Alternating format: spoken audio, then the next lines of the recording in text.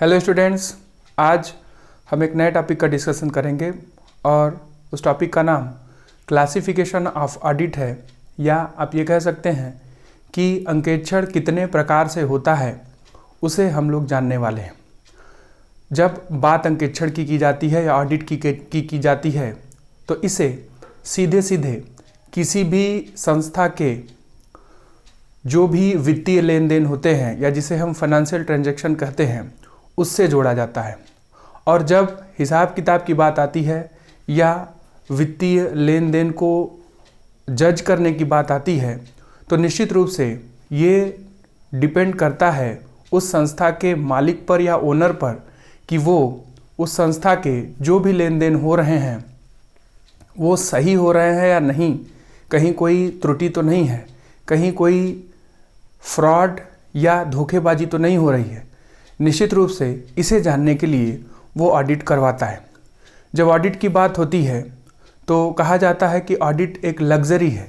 Luxury का मतलब निश्चित रूप से जिस भी संस्थान में व्यावसायिक लेन देन होते हैं वहाँ पर अकाउंटेंट होते हैं और अकाउंटेंट का काम होता है कि वो हिसाब किताब को, बुक्स ऑफ अकाउंट्स को मेंटेन रखें और जो एग्जैक्ट पोजीशन है ऑर्गेनाइजेशन की उसे शो करें। लेकिन कभी कभी ऐसा भी हो जाता है कि वो अकाउंटेंट भी अपना काम सही तरीके से नहीं कर पाता है।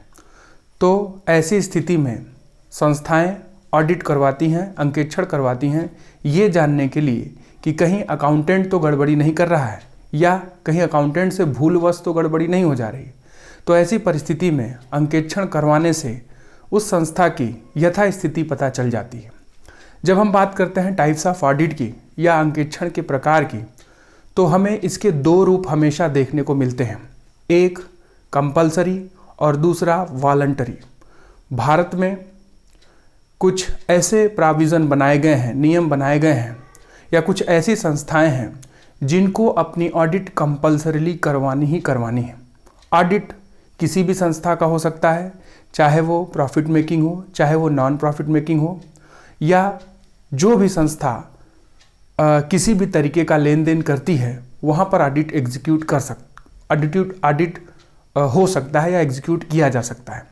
तो ऑडिट दो तरीके से मूलतः होता है, एक एक्सटर्नल और एक इंटरनल, जिसे आप बोल सकते हैं एक्सटर्नल को कंपलसरी ऑडिट और इंटरनल को वॉलंटरी ऑडिट।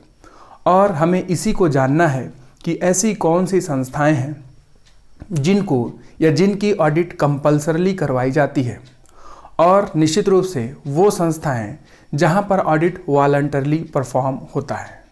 एक बात जो मैंने अभी शुरुआत में आपको बताई कि अंकेक्षण किसी भी संस्था का हो सकता है, चाहे वो प्रॉफिट मेकिंग हो, चाहे वो नॉन प्रॉफिट मेकिंग हो। जिस भी संस्था में पैसे का लेन देन होता है वहाँ निश्चित रूप से अंकेक्षण होना चाहिए। और जो बात अभी मैंने आपसे शुरुआत में बोली कि ऑडिट एक विलासिता है, लग्जरी है, क्योंकि हर संस्था अकाउंटिंग करवाता है, अकाउंटेंट होता है जो कि हिसाब किताब को देखता है और जिसका ये काम होता है कि उस संस्था में किसी भी तरीके से वित्तीय लेन देनों में गड़बड़ियां न होने पाए। लेकिन अभी मैंने आपको बताया कि कभी कभी अकाउंटेंट भी भूलवश या जानबूझकर गलतियां करता है, जिसे एग्जामिन करना जरूरी हो जाता है। जब हम आज के संदर्भ की बात करते हैं तो ऑडिट बुक्स ऑफ अकाउंट्स के बियॉन्ड भी चला गया है। जब हम practical point of view of audit देखते हैं कि कितने तरीके का अंकेक्षण होता है, तो वहाँ पर हम पाते हैं कि केवल फाइनेंशियल स्टेटमेंट्स की ही ऑडिट नहीं होती, सोशल ऑडिट भी होती है, एनवायरनमेंट ऑडिट भी होती है, कॉस्ट ऑडिट भी होती है। तो वहाँ पर हम ये कह सकते हैं कि audit is going beyond the boundary of financial transaction. Now environmental audit is being done to check whether organisation is following environmental norms or not. एक जो ऑडिट का अर्थ है वो यही है, ये देखना कि क्या कोई काम सही तरीके से हो रहा है या नहीं हो रहा है, और इसको सीधे सीधे वित्तीय लेन देन से जोड़ दिया जाता है। और एक और बात मैंने आपसे बताई कि आज के संदर्भ में, आज के दौर में, मॉडर्न एज में ऑडिट का अलग अलग प्रयोग किया जाता है। ऑडिट को केवल बुक्स ऑफ अकाउंट से ही नहीं जोड़ा गया है, अन्य संदर्भों में इसका प्रयोग किया जाता है। तो ऑडिट का मतलब टू चेक, टू सी, ये देखना कि ऑर्गेनाइजेशन में सही तरीके से काम हो रहा है या नहीं, और सीधे सीधे इसे वित्तीय लेन देन, जिसे हम फाइनेंशियल ट्रांजैक्शन बोलते हैं, उससे जोड़ दिया जाता है। तो आज का हमारा जो टॉपिक है वो है ऑडिट कितने प्रकार का होता है, और दूसरा इसका जो संदर्भ है वो कौन सी संस्थाएं हैं जहां पर ऑडिट कंपल्सरली परफॉर्म होता है, और वो कौन सी संस्थाएं हैं जहां पर ऑडिट अनिवार्य नहीं है, या जिसे हम ये कह सकते हैं कि स्वेच्छा से परफॉर्म किया जाता है। इस बात को ध्यान में रखते हुए कि ऑडिट किसी भी संस्था का हो सकता है, ये डिपेंड करता है कि वो संस्था करवाना चाहती है या नहीं करवाना चाहती, लेकिन कुछ ऐसी संस्थाएं हैं जिनके पास ऑप्शन नहीं होता, उनको ऑडिट करवाना ही करवाना होता है। जैसे भारत की अगर बात की जाए तो भारत में जितने भी कंपनीज एक्ट 2013 और उससे पहले कंपनीज एक्ट 1956 के नियमों के अनुसार बनी हैं, उनको अपनी कंपल्सरली ऑडिट करवानी ही करवानी है, अंकेक्षण करवाना ही करवाना है, उनके पास कोई ऑप्शन नहीं है। भारत में जितने बैंक हैं, जितने बैंकिंग कंपनीज हैं, जितने इंश्योरेंस कंपनीज हैं, ट्रस्ट हैं, इन सभी को अपनी कंपल्सरली ऑडिट करवानी होती है। तो चलिए हम आज जान लेते हैं कि अंकेक्षण कितने प्रकार से कितने संस्थाओं का होता है, कहाँ पर कंपल्सन है, कहाँ पर कंपल्सन नहीं है, और जो इसका प्रैक्टिकल एस्पेक्ट है कि जब भी ऑडिट होता है तो कौन से ऑडिट के टेक्निक का इस्तेमाल किया जाता है या ऑडिट के रूप का, फॉर्म का इस्तेमाल किया जाता है। ऑडिट विषय का ये टॉपिक एक बहुत महत्वपूर्ण टॉपिक है और एग्जामिनेशन में पूछा जाने वाला ये फ्रीक्वेंटली आस्क्ड क्वेश्चन है, बहुत ज़्यादा पूछा जाने वाला क्वेश्चन है। तो चलिए कुछ चीज़ें यहाँ पर बोर्ड पर लिखी गई हैं, और बोर्ड पर लिखने का मकसद यही है कि आपको फैक्टफुल जानकारी दी जाए जिससे आप लाभान्वित हो सकें। तो चलिए हम लोग देख लेते हैं टाइप्स ऑफ ऑडिट, कितने तरीके का अंकेक्षण होता है। तो यहाँ पर बोर्ड पर लिखा गया है क्लासिफिकेशन ऑफ ऑडिट, ऑडिट का वर्गीकरण, ऑडिट टाइप्स या ऑडिट के प्रकार, अंकेक्षण के प्रकार। तो यहाँ पर दो इसके आधार बनाए गए हैं, एक on the basis of organisation, संगठन के आधार पर, और संगठन के आधार पर हम ये जान पाएंगे कि वो कौन से संस्थान हैं जिनकी ऑडिट कंपल्सरली परफॉर्म की जाती है, और वो कौन से संस्थान हैं जिनकी ऑडिट वॉलंटरली परफॉर्म की जाती है। तो मैंने अभी आपसे बोला था दो रूप है, इंटरनल एक्सटर्नल। इंटरनल स्वेच्छा से, एक्सटर्नल जिसको हम कंपल्सन बोल सकते हैं। तो चलिए हम लोग देख लेते हैं। On the basis of organisation, संगठन के आधार पर, a statutory audit. Statutory audit का मतलब वैधानिक अंकेक्षण। वैधानिक अंकेक्षण का मतलब हम इसको कंपल्सन से जोड़ सकते हैं, कंपल्सन से जोड़ सकते हैं या कंपल्सरी ऑडिट से जोड़ सकते हैं कि ऐसी संस्थाएं जिनकी ऑडिट करवानी ही करवानी है, अनिवार्यतः करवानी है। तो संगठन के आधार पर स्टैट्यूटरी ऑडिट, ए वैधानिक अंकेक्षण। नंबर 1 सबसे पहली संस्था जिनकी ऑडिट कंपल्सरी करवानी होती है, जो कि अभी मैंने आपको बताया, audit of company. Audit of company या जिसे हम बोल सकते हैं audit of joint stock company, जो कि कंपनीज एक्ट 2013 और उसके प्रीवियस कंपनीज एक्ट 1956 के रूल्स के रिगार्डिंग बनाए गए हैं। तो भारत में जितनी भी कंपनियां बनती हैं, चाहे वो पब्लिक हो चाहे वो प्राइवेट हो, गवर्नमेंट कंपनी की अभी मैं बात नहीं बोल रहा हूँ, लेकिन निश्चित रूप से उनका भी कंपल्सन आता है, उनकी भी ऑडिट होती है, उनकी ऑडिट सीएजी करवाता है। लेकिन जब हम बात करते हैं कंपनियों की, तो ये पूरी तरह से कंपल्सरी ऑडिट के दायरे में आता है और कंपनियों को अपनी ऑडिट करवानी होती है। जब हम बात करते हैं कंपनीज़ की, तो वहाँ पर जो भी कंपनी के डायरेक्टर होते हैं वो डिसाइड करते हैं कि कंपनी का पहला ऑडिटर कौन होगा। निश्चित रूप से हमने ये पढ़ा है कि जब कंपनी की एनुअल जनरल मीटिंग होती है, वहाँ पर नए निदेशक का भी चयन होता है और नए ऑडिटर का भी चयन होता है, और यही वो ऑडिटर होता है जो कि कंपल्स ऑडिट को एग्जीक्यूट करता है। तो निश्चित रूप से हर कंपनी जो भारतीय कंपनी अधिनियम 2013 और उससे पहले 1956 के नियमों के अनुसार बनाई गई है, उनको अपनी कंपल्सरली ऑडिट परफॉर्म करनी ही करनी होती है। Second, audit of banking company. जितने भी बैंक हैं या बैंकिंग कंपनी हैं, बैंकिंग रेगुलेशन एक्ट 1949 के नियमों के अनुसार बनाए गए हैं, उनको भी अपनी अनिवार्यतः या कंपल्सरी ऑडिट परफॉर्म करनी होती है। मतलब उनके पास कोई ऑप्शन नहीं होता, उन्हें ऑडिट करवाना ही करवाना होता है। जितने बैंक होते हैं, जितने बैंकिंग कंपनी होती हैं जो बैंकिंग बिजनेस कर रहे होते हैं। Number 3, audit of insurance company. जितनी भी बीमा कंपनियां हैं, हमारे देश में बीमा कंपनी की कैटेगरी है जनरल इंश्योरेंस, लाइफ इंश्योरेंस, और हमारे देश में बीमा कंपनियों का अंकेक्षण बीमा companies act 1938, insurance companies act 1938, फिर बाद में इंश्योरेंस अलग अलग हो गया 1976 में, जनरल इंश्योरेंस और लाइफ इंश्योरेंस अलग अलग हो गया। तो लाइफ इंश्योरेंस कंपनी, जितनी भी इंश्योरेंस कंपनियां हैं, उन सभी को अपनी कंपल्सरली ऑडिट करवानी ही करवानी होती है, audit of insurance company. Number 4, audit of corporative societies. Audit of corporative societies, जिसको हम सहकारी संस्था बोलते हैं। सहकारी संस्थाओं का कॉन्सेप्ट यही होता है कि कुछ लोग, कुछ ग्रुप ऑफ पीपल ऐसे संस्थाओं को अपने बूते डेवलप करते हैं, और निश्चित रूप से ये मेंबरशिप बेस्ड ऑर्गेनाइजेशन होता है जिसमें किसी भी तरीके के बिजनेस एक्टिविटीज़ को एग्जीक्यूट किया जा सकता है।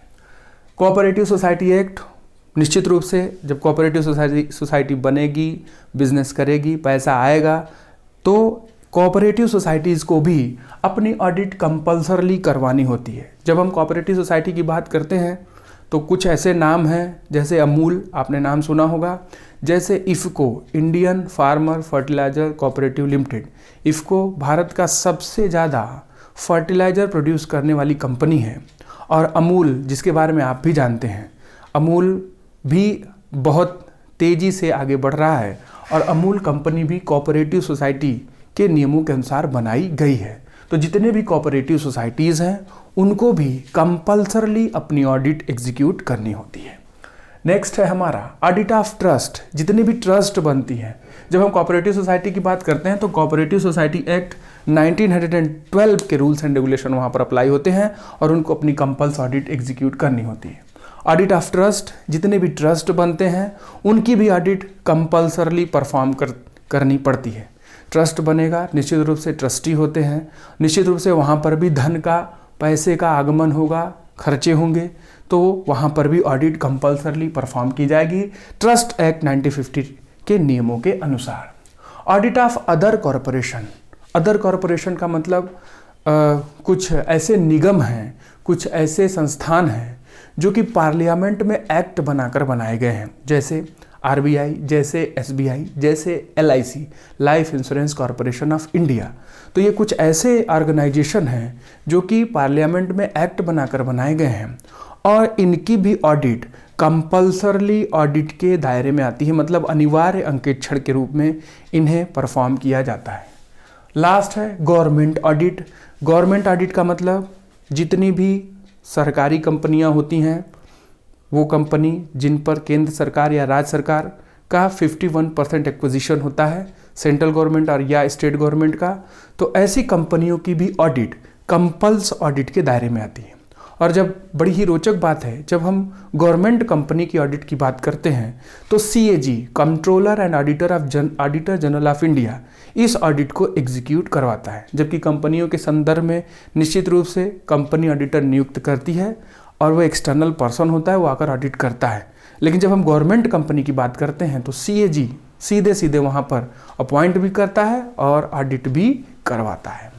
तो यहाँ पर 7 ऐसी संस्थाएं हैं जिनकी ऑडिट कंपल्स ऑडिट के दायरे में आती है, मतलब इनके पास कोई ऑप्शन नहीं होता, इन्हें ऑडिट करवाना ही करवाना होता है। हम टाइप्स ऑफ ऑडिट पढ़ रहे हैं, वो संस्थान जो कि कंपल्स ऑडिट के दायरे में आते हैं, और वो संस्थान जिनकी ऑडिट स्वेच्छा से होती है उनको हम जान रहे हैं। तो ये संस्थाएं हैं, कंपनी कंपल्सरी ऑडिट होगी वहाँ पर, बैंकिंग कंपनी बैंक की ऑडिट कंपल्सरी होगी, अनिवार्यता होगी, इंश्योरेंस कंपनी की होगी, कोऑपरेटिव सोसाइटी की होगी, ट्रस्ट की होगी, अदर कॉरपोरेशन, जैसे मैंने बोला ऐसी संस्थाएं जो पार्लियामेंट में एक्ट बनाकर बनाई गई हैं, कानून बनाकर बनाई गई हैं, जैसे आरबीआई, एलआईसी, इनकी भी ऑडिट कंपल्सरली होती ही होती है, क्योंकि ये एक पब्लिक इंटरेस्ट वाली ऑर्गेनाइजेशन है। निश्चित रूप से पैसे का लेन देन होगा तो सही हिसाब किताब होना चाहिए।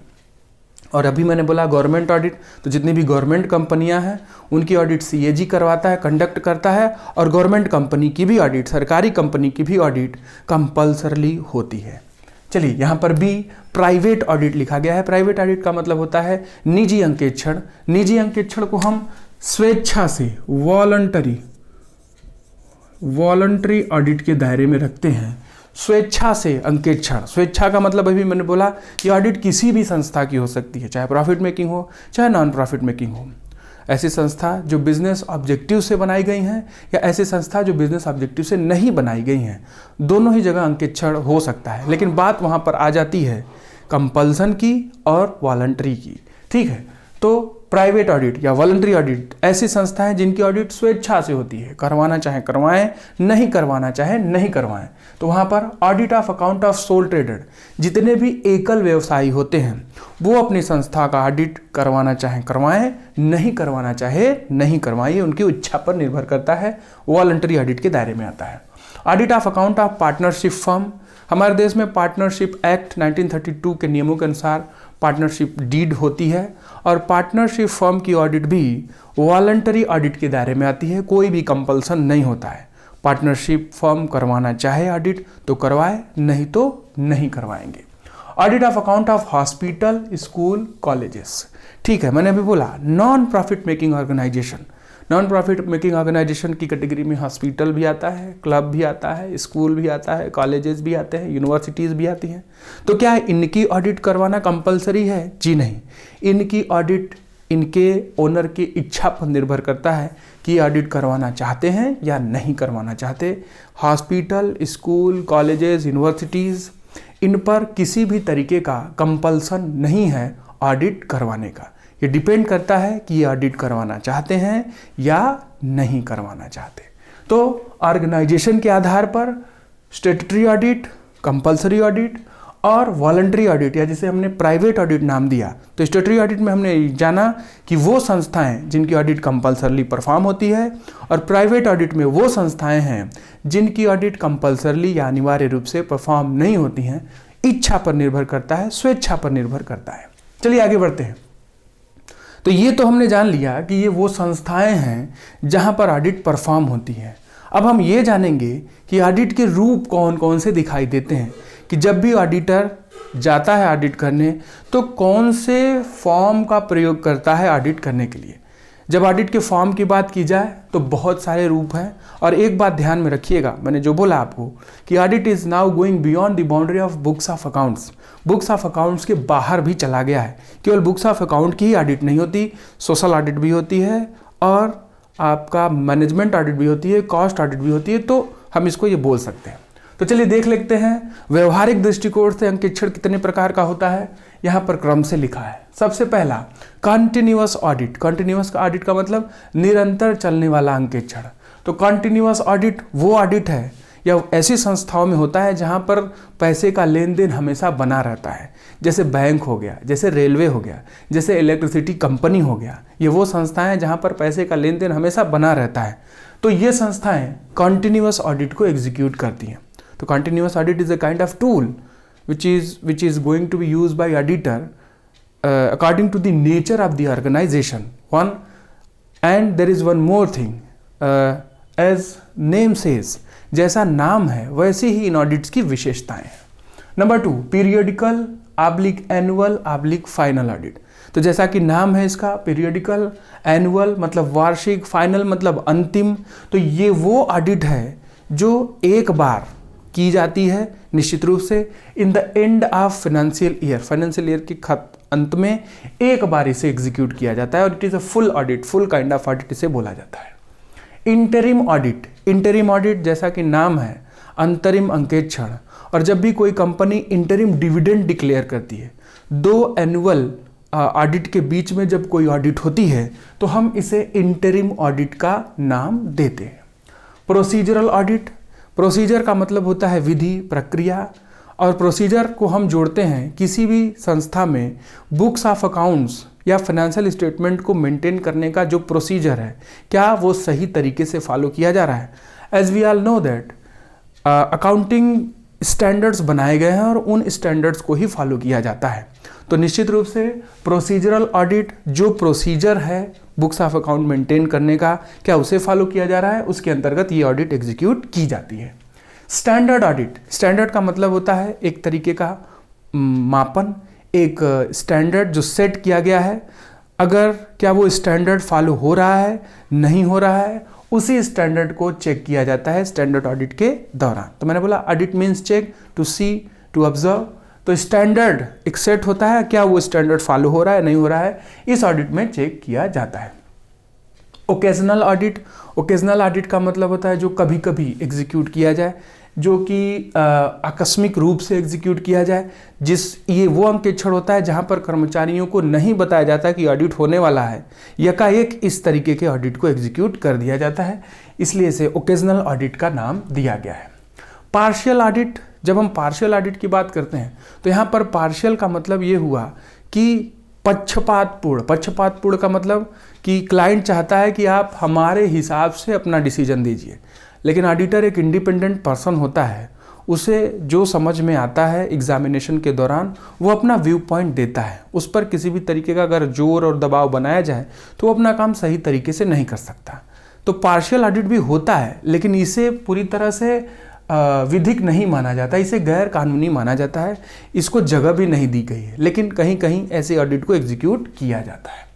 कॉस्ट ऑडिट, कॉस्ट ऑडिट का मतलब होता है लागत अंकेक्षण, और लागत को हम निश्चित रूप से कॉस्ट से जोड़ते हैं कि किसी भी उत्पाद के बनने में जो भी खर्च होता है, क्या वो खर्च सही हुआ है, क्या वो खर्च अनर्गल तो नहीं हुआ है। भारत में कुछ ऐसा कंपल्सन है कुछ ऐसी कंपनियों के लिए जो कि रोज़मर्रा की चीज़ें जो कि दैनिक जीवन में उपयोग भी आती हैं और जो सामान्य नागरिकों के उपयोग के लिए बनाई जाती हैं, निश्चित रूप से उन चीज़ों की audit, cost audit compulsorily perform होती है।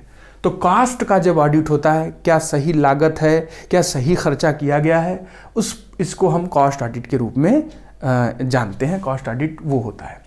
मैनेजमेंट ऑडिट, प्रबंधक के अंकेक्षण, क्या ऑर्गेनाइजेशन के जो मैनेजमेंट के स्टैंडर्ड हैं वो सही तरीके से फॉलो हो रहे हैं, क्या ऑर्गेनाइजेशन के जो मैनेजरियल फंक्शन है वो सही तरीके से फॉलो हो रहे हैं, उसको चेक किया जाता है मैनेजमेंट ऑडिट के अंतर्गत। नेक्स्ट है balance sheet audit.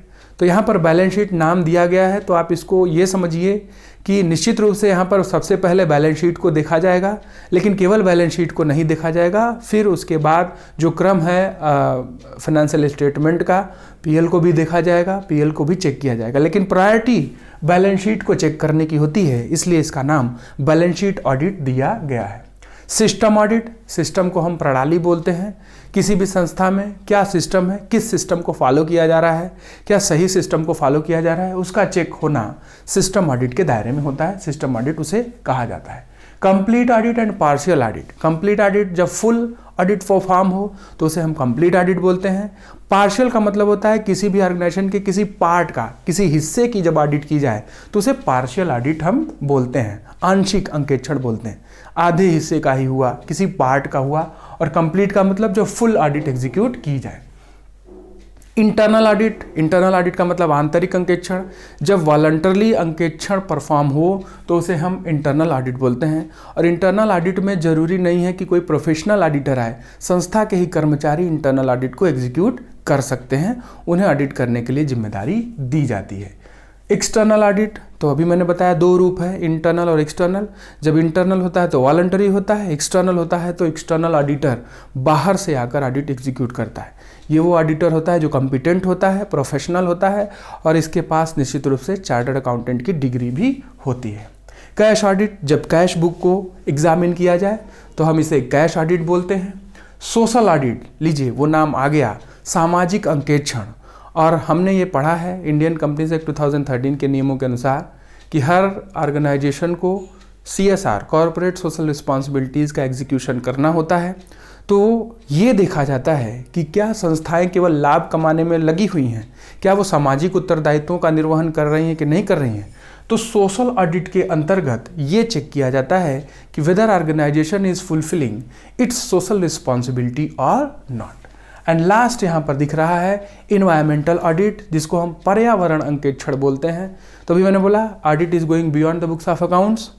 Environmental audit के अंतर्गत ये देखा जाता है कि whether organisation is following environmental norms or not. आज बात हो रही है पर्यावरण को बचाने की, तो निश्चित रूप से ये चेक करना कि ऑर्गेनाइजेशन पर्यावरणीय मानकों का पालन कर रहे हैं, गो ग्रीन का नारा दिया जाता है, रिसाइकिल का नारा दिया जाता है, क्या वो उसे फुलफिल कर रहे हैं या नहीं।